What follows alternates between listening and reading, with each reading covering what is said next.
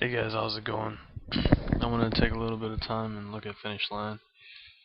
Um, Typically not my cup of tea as far as like a dividend yield, but um, I'm trying to get into more stocks.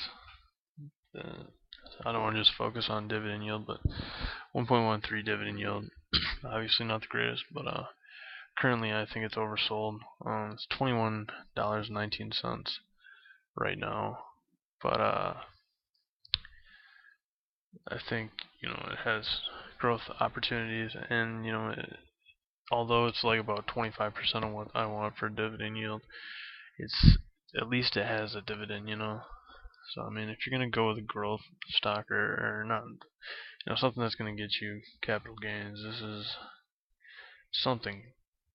You know, I like to think this is a fairly decent stock. Um,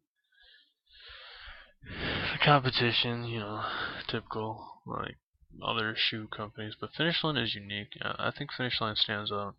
Where I'm from, Foot Locker and Finish Line are like the top two.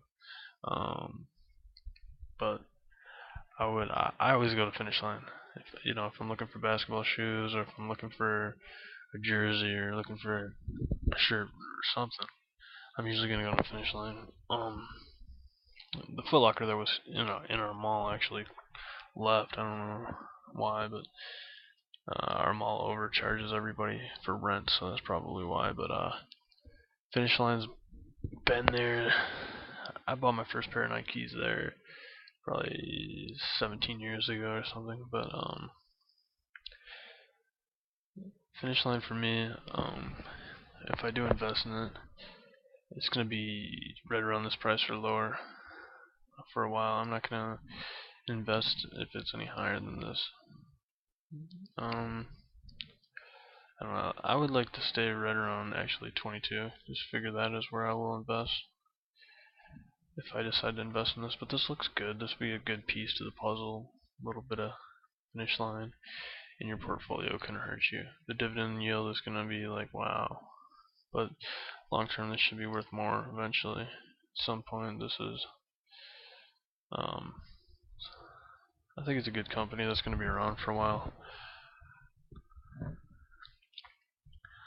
I'm sure that many people are saying that they're thinking they're going to buy it. I read a couple articles of people talking about it, but I'm going to buy a little bit, not very much. And if you guys wonder, I know some people have been wondering about my fees and stuff, but usually when I go with a dollar cost average like this, I'm just going to use my automatic trades. And yeah, I might pay 20-30 cents more if it has a good day or whatever on a Tuesday, but it doesn't bother me. Better than paying $8, you know, eight to $10 in you know, limit trading or whatever. So Finish Line is looking good. So I've never even looked at Finish Line as far as investing, because well, I looked at it until the dividend yield, and it didn't interest me. But right now, um, dividends aren't the only thing I'm looking at.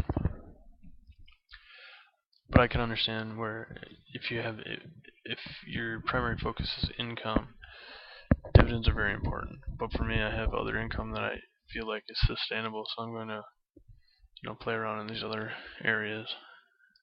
Um, Again, I appreciate last time when I was talking about Seagate, a couple people said it was good, a couple people had reasons they didn't believe in it, and I appreciate you guys helping me out with that. I don't always get all the facts right. So if you know anything about Finish Line that maybe a reason why I should stay away from it, I'm glad to hear that too. Thanks a lot, guys.